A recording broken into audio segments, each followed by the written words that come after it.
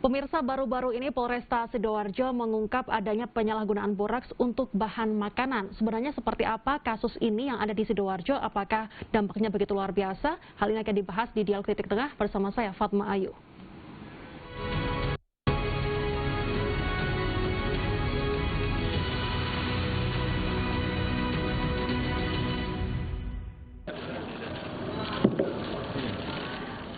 Aparat Unit 5 Tindak Pidana Ekonomi Satreskrim Polresta Sidoarjo menggerebek sebuah produsen kerupuk tahu di Wonoayu, Sidoarjo.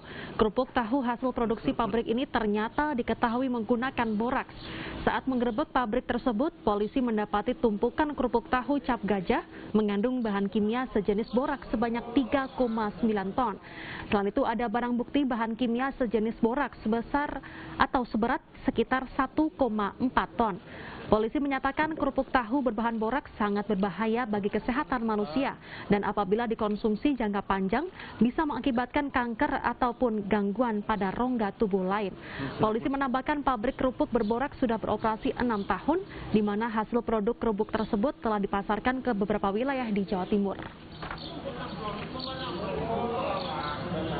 Informasi mengenai adanya peredaran dan produksi kerupuk tahu yang menggunakan bahan puli, ya, bahan bleng atau puli yang mana sesuai dengan Permenkes 33 tahun 2012 tentang bahan tambahan pangan, bahwa untuk bahan tambahan tersebut dilarang, ya, karena merupakan jenis boraks dan apabila digunakan untuk jangka waktu yang panjang akan mengakibatkan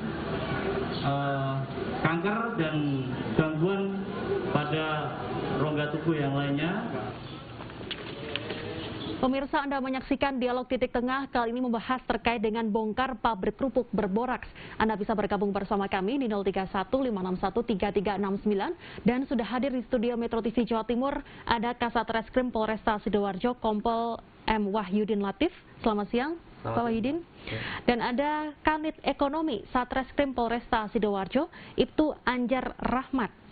Selamat siang, Pak Anjar. Pak, ini boraks masih disalahgunakan, terutama di Sidoarjo. Baru-baru ini ada 3 ton lebih yang telah ditangkap. Ini masih marak di masyarakat. Seperti apa perkembangannya? Baik, jadi pada waktu kita melakukan atau mendapatkan informasi terkait dengan adanya produksi dan peredaran kerupuk tahu yang diduga belum memiliki izin IPPRT, terus kemudian juga dari sana juga kita kumpulkan informasi bahwa yang bersangkutan juga menggunakan bahan berbahaya untuk campuran pada saat dilakukan produksi kerupuk tahu tersebut, sehingga kita melakukan penelusuran dari mulai tanggal 22 Februari, kita melakukan upaya penyelidikan, kemudian kita berhasil mengumpulkan fakta-fakta bahwa memang benar di daerah Wonoayu, yaitu tepatnya di daerah di UD Ridho Masur, ya, milik saudara SN dan saudara ST yang merupakan pasangan suami istri. Mereka benar memang menggunakan bahan berbahaya yaitu jenis bleng untuk memproduksi kerupuk tahu merek cap gajah, ya, merek cap gajah, sehingga dengan adanya seperti itu kita mendapatkan bahan-bahan berbahaya tersebut yaitu 1,4 ton sak yang berisi bleng, kemudian juga ada 3,9 ton kerupuk yang sudah siap edar, ya, merek cap gajah. Kemudian kita amankan. Segera setelah itu kita koordinasikan kepada Dinkes Provinsi dan menyatakan bahwa memang benar bahwa produk tersebut yang sedianya adalah dikonsumsi oleh manusia tidak diperkenankan untuk atau tidak diperbolehkan sesuai dengan Permenkes 33 tahun 2012 tentang bahan tambahan pangan, bahwa jenis bleng itu atau boraks atau nama kimianya itu adalah boric acid, ya, itu tidak diperbolehkan untuk tambahan bahan pangan yang dikonsumsi oleh manusia, karena memang kalau kita melihat bahwa dari belang itu sendiri sangat mudah kalau kita dapatkan di sekitar kita, karena memang dia sedianya adalah digunakan untuk bahan las atau bahan tambahan bangunan ya. Jadi memang sangat berbahaya begitu. Sangat berbahaya. Itu tidak boleh untuk dikonsumsi, apalagi untuk bahan tambahan pangan. Oke, saya ke Pak Anjar. Pak Anjar, ini untuk kronologisnya sejak kapan ditangkap dan memang sudah beroperasi sejak lama atau seperti apa ini kasus ini? Untuk kronologinya pelaku usaha kerupuk ini sendiri sudah beroperasi sejak 2015 sampai dengan saat ini. Kita juga mendapat laporan dari masyarakat karena masih maraknya penggunaan borak ini, karena juga ada keluhan dari para pelaku usaha yang sudah resmi dan taat pada aturan. Mereka mengeluh karena masih adanya para pelaku usaha yang menggunakan cara-cara yang tidak dipersyaratkan dalam ketentuan undang-undang, sehingga para pelaku usaha yang resmi ini kalah dari sisi ekonomis, karena memang blank ini adalah bahan baku untuk industri dan bangunan. Tentu kalau dibandingkan dengan bahan pengembang makanan yang punya izin edar, harganya jauh lebih murah.